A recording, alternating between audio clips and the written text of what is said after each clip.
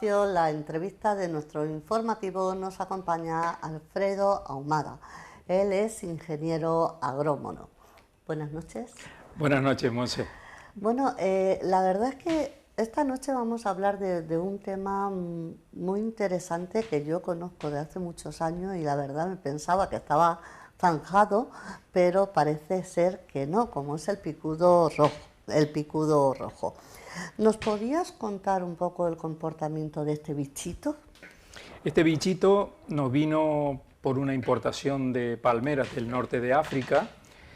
Llegó con el boom urbanístico de aquellos años y se extendió muy rápidamente porque al encontrar la palmera canaria, que es una palmera mucho más atractiva que la palmera datilera de donde él procedía, se distribuyó muy rápidamente por todo el Mediterráneo fundamentalmente, saltó a Europa y con el movimiento de importaciones y material vegetal al final pues llegó a toda la zona. Incluso en este momento lo tenemos posicionado ya en Uruguay, no solamente en Europa. Bueno, y lo que hace el picudo es matar la palmera. El picudo, fíjate lo que voy a decir, la hembra de picudo rojo es una muy buena madre. Se preocupa por hacer las puestas de huevo en una palmera que realmente tenga suficiente alimento para la progenie que tendrá. Es capaz de poner entre 300 y 400 huevos. Imaginémonos dentro de una palmera 400 larvitas comiendo, porque hay un concepto que sí que sería interesante dejar claro, y es que el adulto no afecta a la palmera, sí que se alimenta pero no le hace daño. Realmente son estas pequeñas larvas las que van ingiriendo el material y hasta que llegan al meristemo, que es la única yema apical que tiene la palmera, de donde salen las hojas, imaginémonos una endivia. Van comiendo y cuando comen esa yema apical, el meristemo, la palmera está literalmente muerta, con lo cual de ahí viene la importancia de los tratamientos preventivos, evitar de que la plaga se posicione como tal. Alfredo, fíjate, una curiosidad que me está surgiendo ahora, el picudo rojo es muy chiquitito. Claro, entiendo que para poner tantos huevos, primero tienen que trabajar mucho dentro de la palmera y hacerse hueco, ¿no?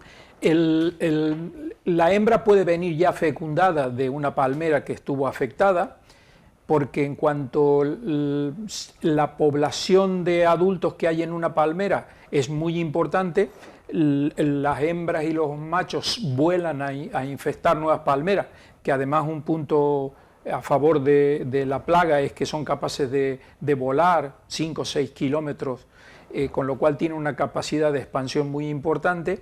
Llegan a estas nuevas palmeras y la hembra con este pico hace una pequeña perforación en la base de las hojas, en las hojas tiernas, y ahí es donde deposita el huevo, y este huevo luego a los pocos días eclosiona y de ahí sale una larva.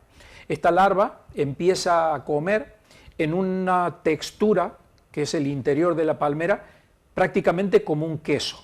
Es un material tan blando, bueno, nosotros comemos palmitos y ellos comen este palmito tan tierno y van haciendo canales. En función de en qué dirección hagan estos canales, de ahí viene que el comportamiento es errático, a veces comen en horizontal, a veces comen hacia abajo. Si llegan a comer ese meristemo, que es la única yema apical, literalmente la palmera ha quedado muerta. Y este es el daño que provocan. Por eso es tan importante los tratamientos preventivos y actuar en cuanto se vea los inicios de daño con tratamientos curativos. ¿Cómo nació el diseño del sistema? Esto fue muy curioso. Nosotros en el origen somos una empresa dedicada a la citricultura, a la agricultura, y un cliente nuestro que tenía una finca importante deciden hacer una sala de fiestas para bodas, bautizos en la finca, y nos piden que controlemos la plaga del picudo rojo en las palmeras porque ya se sabía que la plaga estaba. Entonces le propuse hacer duchas foliares y me dijo, no, duchas foliares no quiero porque si los niños están jugando en el césped debajo de las palmeras habrá insecticida y no quiero. la siguiente propuesta fue, mira, existe la endoterapia de árboles que perforando la palmera e inyectando un insecticida sistémico en ese punto, el insecticida viaja por la savia y las palmeras están comiendo, las larvas están comiendo dentro, ingieren el insecticida y mueren. Y la pregunta que me hizo, ¿y cuántos agujeros tenemos que hacer? Pues mira, se hacen 4 agujeros cada vez, unas 3 veces al año, y me mira así y me dice, yo no sé si la matará el picudo, pero la matarás seguro tú haciéndole agujeros. Con lo cual, a partir de allí empecé a investigar, encontré una documentación procediente de Pakistán, unos estudios doctorales, porque los ingleses son grandes arboristas, muy buenos a nivel mundial, pero muy dedicados al árbol, no a la palmera. A partir de aquel encuentro con esa documentación, iniciamos un proceso de diseño de una herramienta que pudiera quedar fija en la palmera para evitar repetir las perforaciones. Y de ahí nació esto tan simple que es una piqueta, que evidentemente tiene unos elementos de diseño que son muy importantes, pero lo importante de esto era básicamente que pudiera quedar fija en la palmera como una vía, poder abrir, dosificar con el insecticida sistémico y volverla a tapar hasta la siguiente dosis. Y eso fue lo que generó la implantación tan importante del sistema respecto a otras alternativas de tratamientos que existían hasta ese momento. ¿Y ahí que le va cayendo gotita a gotita, digamos? Nosotros lo que hacemos es, generamos una cavidad interior en la palmera y lo que hacemos es rellenar esa cavidad con un insecticida sistémico. ¿Por qué decimos sistémico? Sistémico quiere decir que viaja por la savia, porque si utilizáramos un insecticida de contacto se quedaría allí y no viajaría. Viaja por la savia y cuando la larva ingiere ese material que te decía que tiene ese aspecto de queso, así tan blando, ingiere el insecticida y muere. A partir de allí el sistema se posicionó con grandes ventajas respecto a otros sistemas que eran los que se utilizaban en ese momento, que eran la ducha foliar y los otros sistemas de endoterapia a presión que venían del mundo de los árboles. ¿Y qué es más eficaz, eso o la ducha foliar? Bueno, yo quiero defender de que este es un sistema muy eficaz, no voy a negar la cierta eficacia que pueden tener otros sistemas, pero sí voy a contarte cuáles son las ventajas que lleva este sistema respecto a los demás.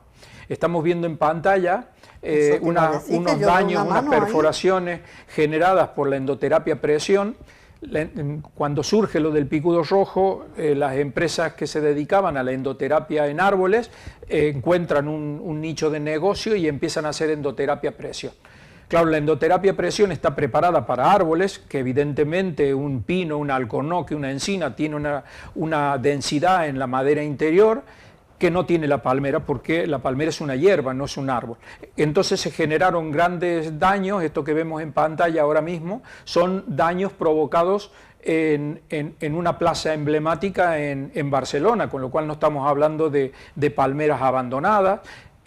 Otro de los factores importantes, tal como vemos en pantalla, es que esta piqueta queda sellada y no hay ninguna exudación por parte de la palmera como elemento de defensa ante una agresión, ante una herida.